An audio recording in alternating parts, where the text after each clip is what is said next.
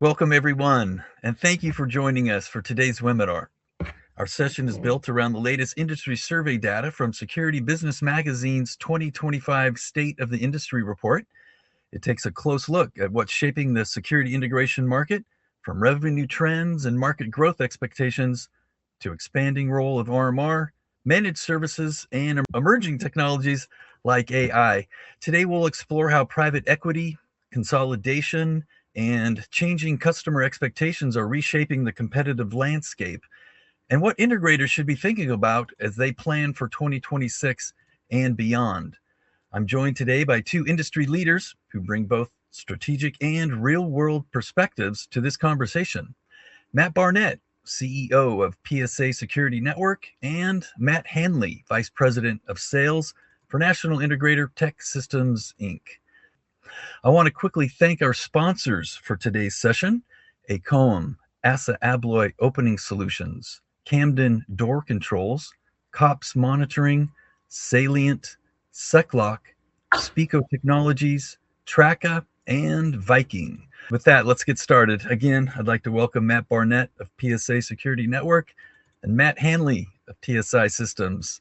With the two Matts, I can already tell last names are going to be our friend today. It's great to have you both with us. Thanks so much, guys. Thanks. Thank you. Great to be here, Rodney. Excellent.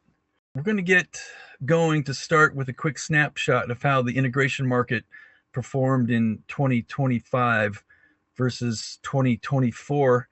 Our survey shows most firms reported revenue growth year over year. At a high level, the market looks strong. Mr. Barnette, I'd like to throw this out to you first. From your channel-wide vantage point, what would you say is driving that growth most? New project demand, expansion? What say you? Yeah, I think it's an interesting time in the industry because there's been so many unknowns for a number of years now. And I would say overall, the health of the industry is as good as it's ever been. I think the craziness of supply chain is well behind us in the rearview mirror, and things have returned to pre-COVID type of numbers for the industry. But I do think you don't see a lot of new construction. If you look at the stats from the government, the new construction spending is significantly down over the last few years. But that's not to say there's not a lot of business out there. So I think between, that obviously the data center market has just exploded, and that's a big driver for a lot of business. But a lot of healthcare, K through 12, college and universities, still healthy markets. The commercial real estate is the big unknown, and I do think there's business there as companies are, retrofitting spaces. But by and large, I think the footprint is a lot smaller than it was pre-COVID. So that's still a market that's a bit unknown, and maybe Matt can fill in some blanks there and what he's seeing out in the real world. Yeah, I think to your point, I think we do have new deployments, and the clientele are also looking to expand, with emerging technology too. I mean, what we're doing is we're seeing a lot of bolt-on, whether it's AI, whether it's a cloud adoption, or technologies like anything from weapons detections, visitor management, and that. So for us specifically, there's a lot more client expansion in our current client base. And to your point, Matt, there's not a lot of new construction, but there is new technology going in at facilities day in and day out. So Matt, at TSI, as new construction has kind of fallen by the wayside, how have you shifted? What sort of more demands are placed on the company? I think for us, we are very much a service provider. So our clientele is very specific to us. When we target somebody, they have to be like-minded in both culture and SLAs. So healthcare is our biggest vertical by far, and obviously we do a lot of infant abduction, we do access control, we do video. But what we're seeing now is an expansion of that security platform within that existing clientele. I think we'll continue to see that through 2026 and 2027. Quite frankly, the new client adoption that we do get is typically our biz dev folks finding the right client that likes service provisioning, which we do really well. So that's what we're seeing right now. Matt, at PSA, you mentioned data centers are really exploding. Can you just give me a high level look on what those systems, what kind of services that particular vertical niche is looking for from an integration partner? Yeah, it's a great question, Rodney. So, from what we're seeing, there's a lot of the same traditional access video and a lot of the newer data centers we're seeing put in radar around the perimeters to protect against any type of intrusion from that angle. So it's a bit different than it was maybe 5-6 years ago. So we're working closely with a couple of companies in that space because it can cut down on the number of outdoor cameras, and you have the other environmental issues that cameras just still don't do well in when it comes to rain and fog and other things that could be an hindrance. Interior, every integrator, some of them are more IT centric and they're selling more IT things into the data center market. A lot of these data centers have gone down to access control and down to the cage level where individual servers or the racks themselves have multiple locking devices, and because there's so many contractors coming in and out of these facilities, in a lot of cases, they want to know who's actually going and touching the server equipment. So it's interesting to see the size of these data centers has grown exponentially, and the number of devices they're putting in to secure those data centers has gone up exponentially over time. So it's a great market for the industry, and there's some data saying that the data center market represents a big portion of U.S. GDP growth right now. So the companies that are in that space are certainly seeing, if they can keep up with the work, it's a little bit overwhelming. So the companies doing business in that space are seeing unprecedented numbers. Matt, at TSI, I want to ask you kind of a general market question before we move on to our next theme. You're talking about growth. What does growth look like from a day-to-day reality now? Are deals taking longer? Are projects larger, or volume is up?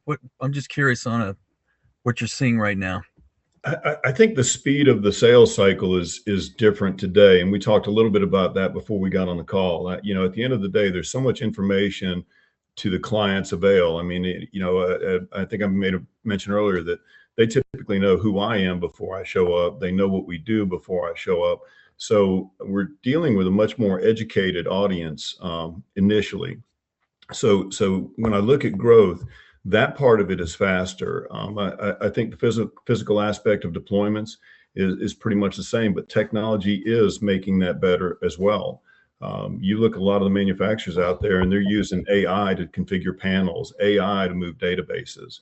So I think the tech stack that we're seeing in the marketplace, it does speed up the sales cycle, but it also can help out with the implementation as well. We're going to take on our next theme here. The market's growing, but the bigger story is how revenue is changing, especially recurring services. So I want to jump in and talk about recurring revenue and those subscription services, and where the industry is clearly shifting, even if adoption may not be uniform. Mr. Hanley at TSI, I'd like to stick with you. When you look at subscription and managed services, what's the hardest part of scaling it? Is it selling the model? Is it delivering it consistently? Managing it operationally? What are you guys experiencing? I think it's communicating the value tenets to it. I think when people really understand the ROI on a subscription-based model, it changes everything. If you look at our business, a very, very high percentage is recurring revenue, and that could be our service agreements, which we refer to as focus. It could be our SaaS model. It could be managed services, remote services. So we try to bundle all that in, including monitoring services as well. At PSA, what do you hear from your integration partners? Members? What about what's holding them back from accelerating RMR? Is it skills? Is it tooling, manufacturer dynamics? Honestly, I think the biggest factor is financial, right? A lot of the companies in the mid to high end of the integration market have really made their business based on doing turnkey projects. And so when you're used to doing, $100,000, $500,000, $1 million turnkey projects, it's really hard to shift your business to selling subscriptions. It's a long-term play more than, what we're just going to flip the switch one day and just go 100%, subscription type sales. So we're definitely seeing adoption has accelerated. We saw during COVID, the companies that were more focused on subscriptions during COVID had less churn in their customer base. Those companies that had those subscriptions just kept paying, even though there was nobody going to an office. And so lessons learned there that's a great business to have when, customers are paying those bills, even though they're really not utilizing the systems in the same extent. But it's going to take a while for the industry to make that, conversion. This is a 10 plus year process, but every manufacturer, except for our friends at Windy City Wire, have figured out how to sell subscriptions. And, that's just going to be part and parcel for the industry going forward. So our advice is get on board with it, start off small and start chipping away, because it's a big component of the future. We could spend a whole session on recurring revenue, but Matt Hanley at TSI, can you just talk about generally at a high level, obviously, the transition the company has made to focus on recurring revenue and what that has been like internally? So for us, the adoption for us happened several years back. At the end of the day, we had an experience where we missed a client's SLAs, and at that point, it occurred to us that service provisioning is going to be the most important part of a security deployment. At the end of the day, you can't have downtime. I mean, this is critical life safety technology. So years ago, we came up with Focus, which is for our customers' ultimate satisfaction, our clients' ultimate satisfaction, technically.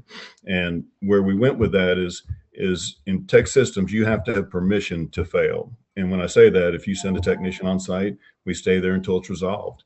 And I think what our clientele is excited about is the service provisioning. And with that, we bolt on, a lot of recurring revenue. Do you embed some of your technicians with your bigger end customers? We do. We'll build a SOC or a security operations center. We'll staff it if they ask us to. We'll interview with them. We have technicians. Some of our focus agreements include technicians on site, X amount of hours a week.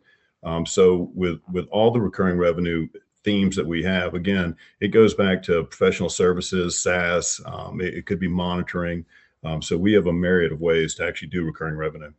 So a lot of that service conversation is being pulled forward, by technology, and AI is probably the biggest catalyst right now for that.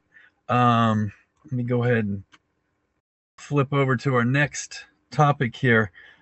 Shifting to AI, the survey suggests adoption is moving beyond experimentation, but it is still uneven. Matt Barnette, from the channel perspective, where is AI showing up as a real differentiator for integrators today? And where is it, still mostly marketing? Yeah, it's interesting because there's every conference I've gone to for the last 2 years, including our own at PSA, and this is a topic of conversation. And I really separate it into two different categories. There's AI or machine learning that's going to come down the pike from the manufacturers, and the integrators and end users will have the advantage to take advantage of that technology that's going to be built into the products. So that's just going to happen, right? And it is happening, and it's been happening in video for a while. They just didn't call it AI.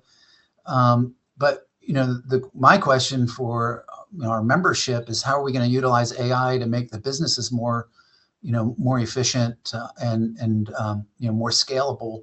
And I think there's still a ways to go there. Products are starting to enter the market to help you run your back office that are AI enabled. And it's still a bit of the wild, wild west. So what are you going to invest in now? Is that product or company going to be around in 5 years? And there's still a lot of debate about the best ways to implement it. So we're using AI to do contract reviews and other things. It's super helpful for at least pointing out some things that you should look into more closely. I wouldn't use it to actually do a contract, but it certainly can look at areas where you might want to look more closely at. And so there's a lot of time savers around that, but truly seeing where it's making integrators more efficient. I think we're still in early days. There's some products that have come to market and certainly worth looking into, but we're still very early in the life cycle. So we're early in the life cycle, but are you seeing AI change the buying conversation, or is it still kind of a feature discussion? It depends on who you talk to, because I had an interesting conversation at a recent event, and the end user was saying, all these cameras are espousing about their AI capability. As soon as we bring that up to our IT department, that goes right into this large stack over here to be handled later, because they're not, big companies have got a lot of issues that they need to address before putting any type of device on their network that has AI capabilities.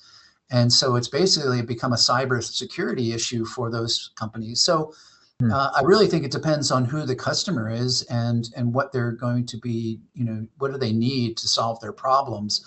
And AI can be part of that, but it's not a one and done. And, some of the procedures you have to jump through hoops to get approved to go on a company's corporate network are going to be significant. Matt Hanley, kind of at the field level, where are you seeing AI deliver ROI right now? Is internally in operations or directly with customer solutions? So what I'm seeing right now is really the monitoring or the content definition. So we have our own security operations center, and we're ISO 42001, which is responsible use of AI basically, and we use a product in our fusion center, so we don't have to have as many operators to view as much video. So basically what AI is doing in our fusion center is basically saying, this is interesting, this is not interesting. I think we're going to see more of that from the data set piece to it. But I agree with Matt. We're also ISO 27001 certified, which is, data protection and cyber protection. And I think in today's world, AI is going to be driven or allowed to be driven more by 27001, which is a cyber posture, than it is, what you get out of it. I think we're still early on that adoption. Matt, I want to throw it back to you, PSA, and what you're seeing with your integrator members. And I know we can't get granular about this, but I'm just curious what pressure, what immediate challenges that AI has kind of introduced with the membership, and how that's affecting them, internally, with, organizationally, and bringing in the right people who can talk the language and all of that. Yeah, there's certainly been, some movement in that direction, and depending again on the size and the infrastructure of the companies. But I'd say, there's still, this industry, we step back. This is an industry that's risk adverse by default. So while the manufacturers, again, are bringing all this AI because they have to check that box, let's face it. If you're talking about a product these days and you're not talking about AI, you will be somewhat disenfranchised right from the start. But when you actually talk to what end users want, what they're allowed to do by corporate policy, there might be a separation there. And so just having AI on by default is not necessarily going to work in all circumstances. When I asked a camera manufacturer 4 years ago that had by default, the products had AI type of capabilities enabled, I said, how many people actually are enabling this when it's deployed? And the number was, less than 20%.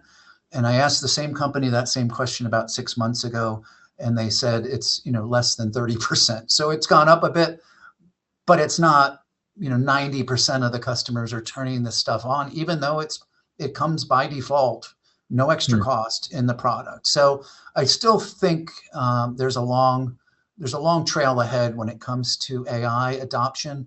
and what the value is to the end users.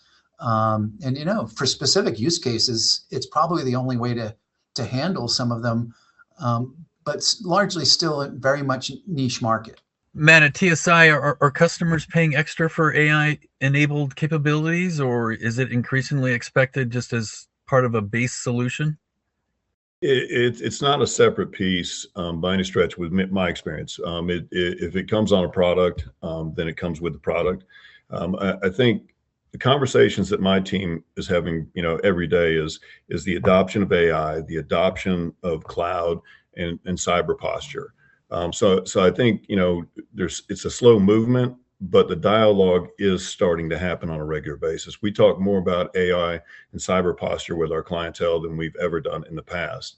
The adoption, to Matt's point earlier, I think in this industry, we typically slow roll a lot of technology. So as AI and cloud mature, the competitive landscape shifts too. And the survey highlights some very specific pressures. Okay, so you can see this slide gets at some of this competitive pressure, everything from manufacturers selling direct to consolidation and private equity as well. Matt Barnette, which of these threats do you think integrators are feeling most right now, and which ones are still more kind of, you know, on the horizon? Yeah, I think my view, the manufacturers selling direct is more rumor and innuendo. There's certainly some companies that have come to this market and haven't really respected the channel or understood the channel is probably a better statement. And you know, that tends to be very short-sighted.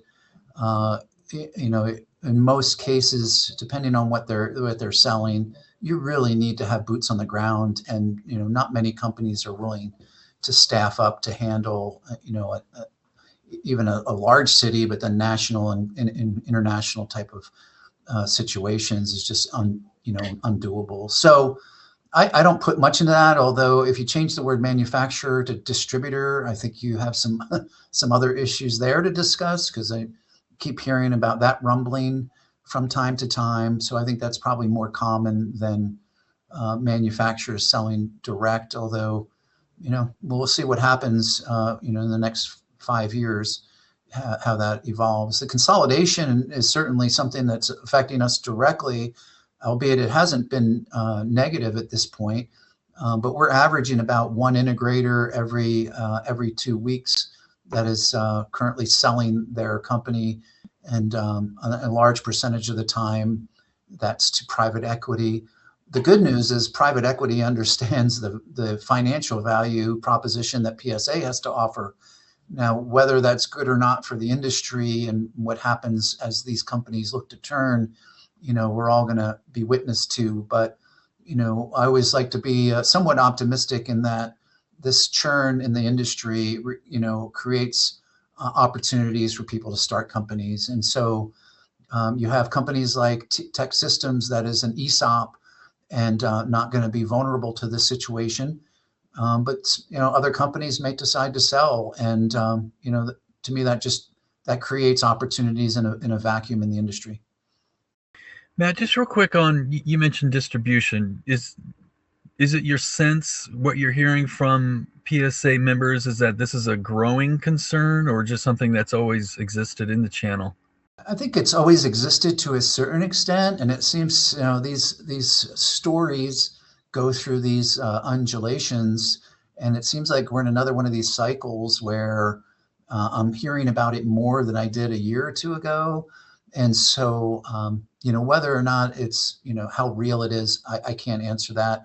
I do think it gets blurred when you have distributors that do both security products and IT products, and those lines start to get blurred when you're doing a data center, as we talked about earlier. A lot of IT going into those data centers and a lot of security, and some of our distributors that are, you know, frenemies in our space, you know, may be selling some products, or they may be selling all products in those cases. And how real that is, I don't have an answer for. Matt Hanley, from a large integrator standpoint, how are you guys positioning against manufacturer direct moves and even PE-backed competition? So I think for me, and speak to the manufacturers first. I think Matt kind of hit the nail on the head in the sense that, you know, there have been one-offs, obviously, and there always will be one-offs. I don't necessarily see manufacturers selling direct to the clientele as our biggest challenge, but I will say this: our clients are asking us to bring manufacturers with us. They want that three-legged, if you will, approach where you got the client, you got the manufacturer, and you got the service provider. So we see an awful lot of that. We just came off sales kickoff, and I told my team, you know, our best partners, we have to know them in every single region because, you know, that's what the client expectation is. You know, as far as the private equity piece here, Matt mentioned it. We are 100% ESOP. We're evergreen certified. We have to stay private until 2115. I had to think about that one for a minute because it was a 100-year certification. You know, when I see it, you know, Matt and I've been around the industry for more than a minute, and I've been on the manufacturing side and obviously the integration side. We're seeing a lot of, you know, private equity consuming of cultures. And when I say cultures, part of being a service provider is that everybody has to have their own unique culture. And sometimes when you gobble up too many people too fast, they lose the culture. And I think that we will see a surge in people coming back into the industry as independent small business owners, which for me, I'm a big fan of. So I kind of agree with everything Matt said. Wow, that's an interesting evolution. Matt Hanley, I want to stick with you. If you can talk a little bit about, you know, where do relationships and service still win, even when price pressure is intense? Service wins every day in this industry, and I've even before coming to Tech Systems, I've always been a big fan of the culture that is a service provisioning company. We refer to ourselves less as an integrator, more as a service provider. I think the relationship piece for us is also interesting in the sense that, you know, I have people that are security directors that leave one organization, come to another one, and then call us up and say, hey, can you come over here and provide us focus? So I think relationships still win. I think service still wins, but I also think that the information transformation, if you will, is just so much faster than it was when I was a younger man. I mean, they know so much more when we walk through the doors than they did prior to that. At PSA, and I really just want to leverage your you know, career experience in being, you know, building relationships and maintaining relationships. You can talk about relationship building and all of that at a granular level, but, you know, just from your own experience, can you talk about the importance of relationship building? And is there a manual for that, or how, you know, can you give us, you know, 2 or 3 takeaways on just your own experience in this industry on maintaining relationships and how that gets done? I mean, it just seems to be such a kind of a simple concept, but I'm sure it's not.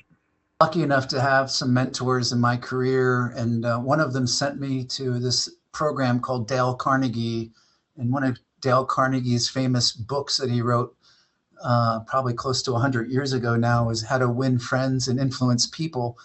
And so the relationship side, I've always thought of, you know, this is a small industry, and you never want to burn any bridges in this industry because you never know who you're going to be working for next. And so I always just, you know, go out of my way to help people, and you know, I think that resonates. So you know, I don't know that there's practice or skill. It's just you treat people the way you want to be treated, and that pays dividends. So I've come from more of a technical background, so maybe not as outgoing as Mr. Hanley here, but you learn how to get it done, and that's always worked well for me. Well, Matt Hanley, I'd like you to talk a little bit about relationships and kind of what, if you can talk a little bit about your secret sauce, or maybe what TSI communicates to people you bring into your culture. Yeah, so we actually, and we take culture extremely serious. I love where Matt went with this, but I also tell young people when they come in the industry all the time, which is, your personal brand is as important as your corporate brand, and especially in this industry. I mean, Matt, I couldn't even tell you how long you and I've known each other now, but it's been a long time, and so as we get new talent in that younger generation, I think we just need to keep preaching, the golden rule. If I treat people well, I get treated well. When I don't treat people well, things go differently. So I don't know that it's as much a coaching moment as it's a culture moment. And at Tech Systems, again, I mean, we send people to culture camps. So everybody understands what our culture is, what the brand at TSI means, what the personal brand, when we represent the company. And quite frankly, we actually represent our clientele in some aspects, because every security director is going to go to leadership, and we are a representation of his ability to be successful internally. So I think culture and brand awareness is probably as important as anything. Let's bring it forward to 2026 outlook, where we're headed, and where should integrators focus. So here's the outlook question. Most respondents expect growth to continue into 2026. Matt Hanley, I'll stick with you. If you're advising an integrator planning for 2026, what's the one area they should invest in first? People, process, or technology? And it's a great question. It's a tough answer. And when I say that, it really depends on the maturity of said integrator. So if I was talking to my team, it would be, we invested a lot in process and technology. We replaced an ERP, we replaced a payroll system, we replaced all kinds of stuff. So our CTO and our team have done a fantastic job of getting us technology-wise where we need to be. At this point right here, the theme of our sales kickoff was client-facing dialogue. And that doesn't necessarily mean you have to be in front of the client every single time, but the ability to actually have those conversations about what keeps you awake at night. And more importantly, those questions: did you know this technology was available? Did you know that this service was available? Those are the questions that we're going to be asking in 2026, and we are projecting great growth in 2026. I throw that back at him, Rodney, and wonder how much of that is organic growth of customers that are growing themselves, and how much of that is taking business from other integrators in the space. Do I have to answer that, Matt? Yes, you do, actually. So no, it's again, with a lot of security directors moving around, we do have the opportunities to provide focus, which is our service agreements to our clientele. And again, I mean, it's for our clients' ultimate satisfaction. We out-service a lot of people in the industry, and we take a lot of pride in that. Our SLAs around what we can and can't do are really extreme customer service. And I think when we look at what the clientele is looking for, they're looking for extreme customer service. So what's the most common execution mistake you see firms make when they're trying to be successful at some of this service stuff, or even try to modernize? I think the products for ticketing and all that is very important. I think what every service company should be doing is inspecting what they expect. If I say I'm going to give you 4-hour response time, I should document that and measure to it. And when I do miss a 4-hour response time, I should do lessons learned on it, quite frankly. I think it's really, and I do love that term, inspect what you expect. I think if you're measuring yourself and the success, and then coaching yourselves when you have misses, I think that will define the outcome of your service provisioning. Okay. Matt Barnette, from a channel view, what is the integrator of the next 5 years? What's that look like? More managed services, more consultation, more IT forward? What are you guys seeing? Yeah, I mean, I think it's a blend of all those things. I mean, if you look at some of the industry survey data, I think there's still a lot of room for improvement. And one of the things we try to do here at PSA is help our membership with their maturity. Every company is in a different phase. So as Matt just talked about, the ERP system you had, when you were half the size 10 years ago may not be the ERP system you need today to where you're going. And one thing I've seen is maybe small companies that have overinvested in a platform that's not only expensive, but it's a heavy lift to implement. It's the right idea. They should have the right systems in place to manage their business. But you need to really understand what that lift is going to be and how taxing that's going to be on your organization to deploy. And I hear about more ERP failures in business than I hear about successes.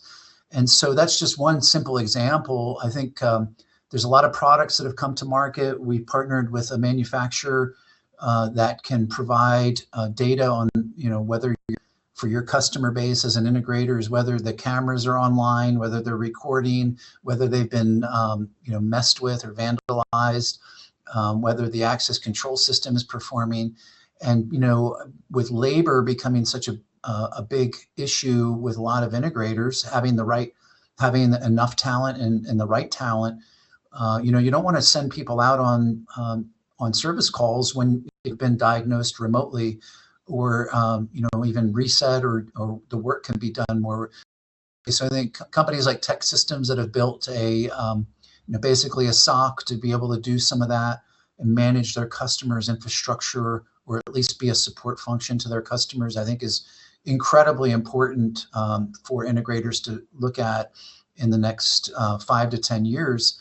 And certainly there's both an economic value to that, because it's going to make your company more valuable. But also, I think end users are going to become more expecting that type of level of service. Matt Hanley, I don't want you to give away any state secrets, but I don't know, from a 3-year perspective or even a 5-year perspective, what are there some specific things you guys are preparing for as you move forward? And well, but I think Matt kind of touched on it indirectly. I think when we look at what we're doing for 3 to 5 years down the road, we're looking at a responsible growth engine. I think sometimes you can grow too fast and or not grow enough, but we're looking for responsible growth over the next 3 years. We've replaced our payroll, our ERP, our CRM. If you came to our Fusion Center, Matt just mentioned one of the technologies that's in there to make sure camera health is in place. We are using AI, and we're using it so that we get more efficiencies and more effectiveness out of the labor pool that we currently put in the Fusion Center. I think that AI is not, in my opinion, is not going to ever replace the need for human beings. I think what AI, analytics, machine learning, and some of the tech stack that we're seeing, what it does is allows people to do different job functions and more effectively and more efficient. So I'm excited about what we're going to see for the next 3 years. I think that, again, I'm bullish on both the economy going into 2026, and quite frankly, I'm bullish on service provisioning, because that's what people are looking for. And the next generation will buy on operational expense before they'll buy on capital expense. And that's why this whole conversation that we had today really wraps it back up to recurring revenue, SaaS, subscription models. And, can we have security as a subscription? I think one day we will. I wonder if you could just each pick an industry challenge that you feel is not being addressed or spoken about. I know there's a lot. Matt Hanley, you just mentioned the labor pool, and a lot has been reported and spoken about the lack thereof. But Matt Barnette, let's start with you. Is there just something in the back of your mind that has you maybe not concerned, but just wishing that the industry was paying more focus on, or desperately needs to? Well, I mean, that to me is the biggest concern, as you mentioned. And, PSA is now on the board of FAST, the Foundation for Accelerating Security Talent. So we've got a big initiative to recruit. But I would say things that don't get talked about maybe enough, certainly what we didn't have time to mention here, is, cyber has always been, kind of in the background more than the foreground. But a lot of integrators, as Matt was talking about, having the fusion centers, they call it, you have to pass a lot of customers are demanding, especially the large corporate environment. You got to be SOC 2 compliant. And that's not something that an integrator can go out and get tomorrow. Like you need to work on getting that certification, or otherwise you're not going to win that customer's business. And I don't think there's enough integrators talking about this, and enough manufacturers really helping educate the channel on what the integrator tomorrow needs to do. Okay, Matt Hanley, you mentioned you're bullish on 2026 and moving forward, but what's sort of a red flag for you that you're watching out for? You know what? Customer retention or client retention is first and foremost one of our initiatives. Customer acquisition is good, but we like to keep the clientele that we have. So for me, the retention aspect is 100% necessary. I think industry-wide, if there is a red flag, I would kind of suggest that the certifications and education are imperative, and whether it's ISO 9001, 27001, 42001, whether it's a Microsoft cert. One of the initiatives on my team is simply this: everybody, part of your evaluation, everybody needs to take 2 trainings. I'm not even sure I care which 2 trainings they are, but I think we need to start investing in the human beings that are performing the task, on the behalf of the company. You might want to talk about what you're doing, Matt, with all the training bucks that you guys have. Please do. Yeah, I mean, without it being a PSA pitch, part of the value of the membership is we put money aside in a bucket for training, and it's all kinds of training, from the main manufacturers that require certification training to education on AI, education on how to become an MSP. So we have programs around that, and that's really, when you look at PSA's history, that's one thing that PSA has always been known for. So I appreciate that. So that requirement from a business standpoint, whether you're in security or selling pizzas, you can't give up on training, right? So that's never going to go away. Okay, you guys, we have a number of questions here I really want to get to, so let's get straight to it. As large, both of you, as large permanent capital increasingly rewards scale, predictability, and recurring revenue in the security industry, how do you make sure these pressures stay aligned with what end users actually care about? System reliability, flexibility, and outcomes, rather than pushing the industry toward one-size-fits-all solutions. Matt Barnette, did you grasp enough of that to comment? You want me to try to? No, I understand, and like all these questions, sometimes there's some nuance there. I don't. My belief is not that the pressures that maybe, and I'm assuming this is like from PE pressures or companies that eventually maybe want to sell. Matt Hanley talked about one of the biggest recurring revenue models that I think a lot of integrators overlook or don't provide enough focus is just on service agreements. And so that provides a lot of predictability, and ultimately to get those service agreements and maintain them, you have to provide system stability and reliability.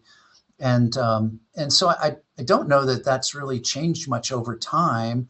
I just don't know that a lot of integrators have focused enough effort into getting those contracts and maintaining those contracts with end users. That some companies just work in a fire and forget attitude. They install the system and they move on, and they don't want to hear back from that customer. And I think that methodology is really is way past due.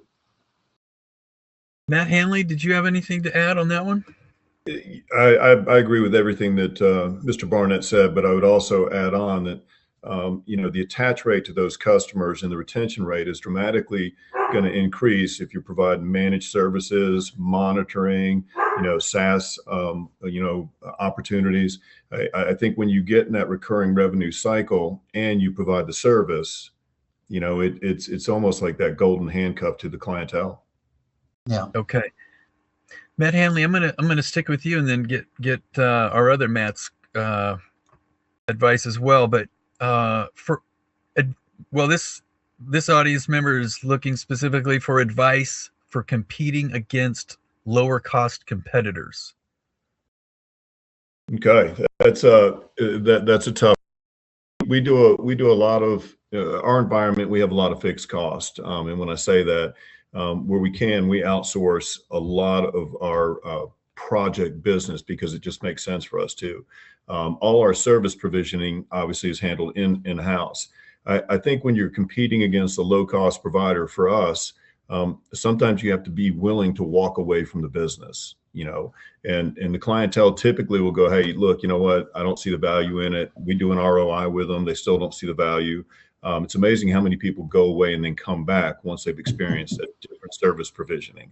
But you also have to have the business model where you can afford to do that. And I know that walking away from business sometimes is difficult, but the clientele needs to align, and we need to align together in a culture fit. And that is the value tenets.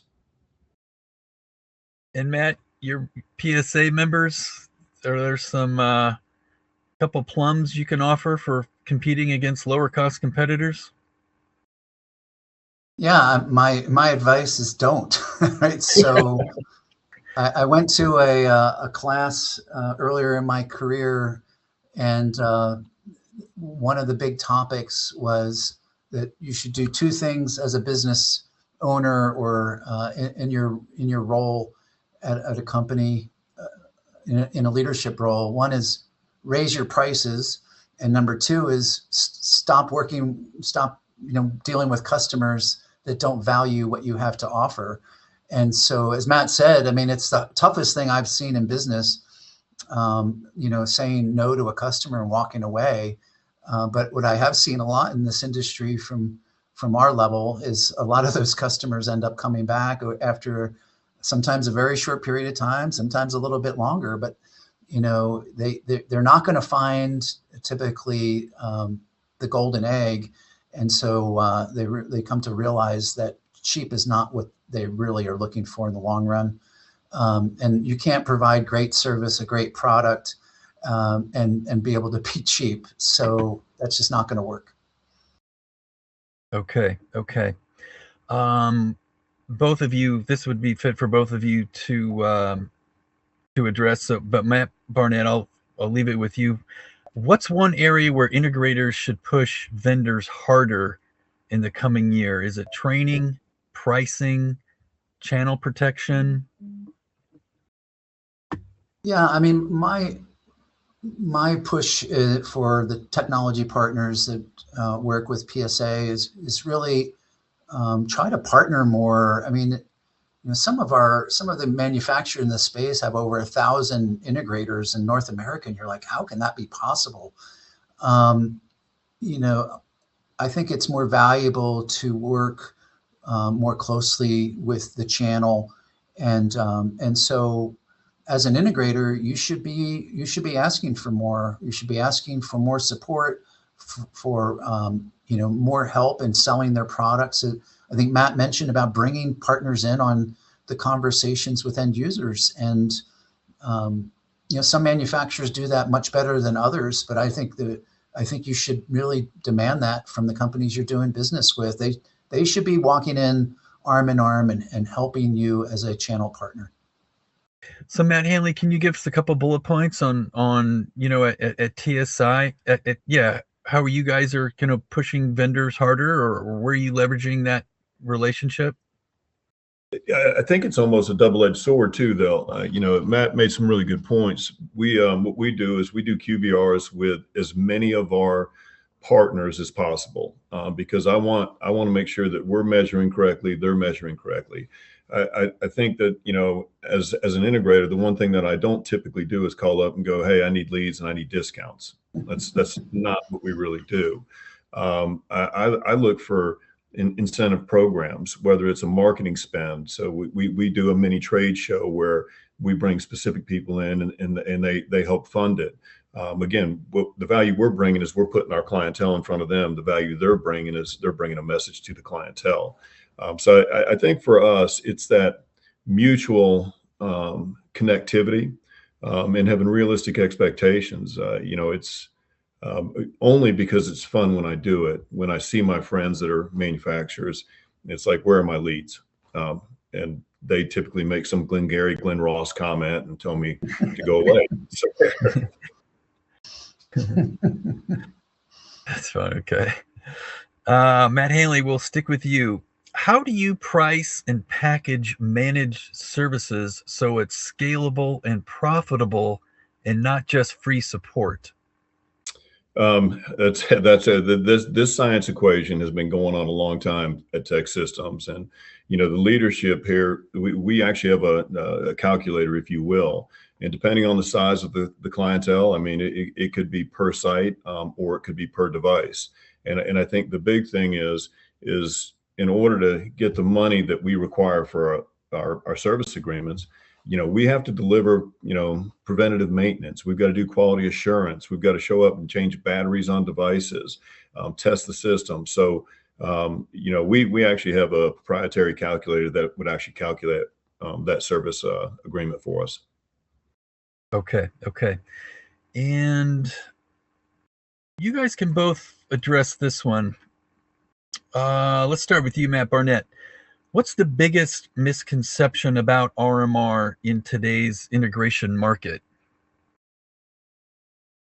The biggest misconception, that's an interesting one. So I had this discussion with an integrator recently. He said, 5 years ago, I used to pick what I thought was the best product for the customer, and then we'd figure out how to sell it in an RMR type of fashion, because he was very interested in building that book of business. And now he said, I've got 10 different portals to 10 different companies, and they're all doing RMR differently. Now I'm going to work with the manufacturers that make it easy for me, because billing and this changes to the billing and how you manage all of the disparate ways that manufacturers are bringing subscriptions to market is a bit of a massive headache right now for integrators. And so we're trying to figure out how, I think there's going to have to be some type of standardization across platforms, because it's really turning into a nightmare for integrators to manage that have different pay scales from different manufacturers that end users are using. I don't know what your experience is, Matt, on that. No, I think when you look at the factory deliverable from a recurring revenue perspective to the channel, I think you're spot on. I think we'll eventually get to some sort of standard. And today, recurring revenue on the intrusion side of the business, typically on a monthly basis, possibly quarterly. Service agreements in the industry as a whole are typically annualized, and how all those align from an in-house perspective can create pain. And I've sold it and I've witnessed it, obviously. I think when we get some standards down, that'll change the recurring model significantly. What I would say to this call is as generationally as the industry changes, the people making the buying decisions are probably going to start leaning more towards subscription-based, like they do with their gym membership, their phone. I mean, you can get a subscription for your car if you want to now. So I think the evolution is going to come, and those that are ready for it are going to enjoy it. The ones that are not it's going to be painful. Matt Barnette, any closing comment to follow up with your cohort? Well, I'll just put the message out there. If anybody's looking for support and help as an integrator, PSA is here to back you. It's very unique. We're membership owned, and we're here to help our members succeed. So reach out, let me know if you need any help.